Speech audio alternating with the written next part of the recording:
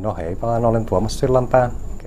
Olen 32 vuotta ja keittiömestarina toimin. Perhosta valmistuin vuonna 2003. Mä pidän siitä, että mun työ on todella monipuolista. Mä saan sekä valmistaa ruokaa ja sitten varmistaa, että sitä ruokaa riittää. Vastaan tästä kaikesta ruokatuotteesta, mikä täällä laivassa tarjotaan.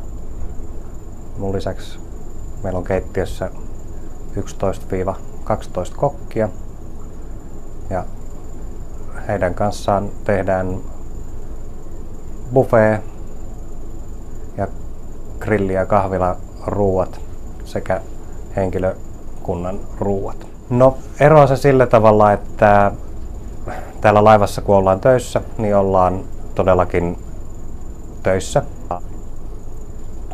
No työpäivät on 10-tuntisia ja sitten raaka-aineiden ja henkilökunnan saatavuus on aivan erilaista kuin mitä se on tuolla maissa. Aloitin viime lokakuussa, eli 5 kuukautta on nyt takana. Kyllä tämä oli mun pitkäaikainen haave olla matkustaja-aluksen keittiömestari. No kyllä mä muistan vaikka mitä sieltä ajalta. Sieltä on vieläkin paljon hyviä ystäviä ja kyllä siellä on edelleen töissä myös hyviä ystäviä, vanhoja opettajia. Onko Perhon opinnoista ollut hyötyä töissä? Kyllä on. Perhosta on saanut niin hyvän perustan sekä keittiö- että salityöskentelyyn. Kyllä se kantaa pitkälle. Mitä teit Perhon jälkeen? Perhon jälkeen mä lähdin armeijaan.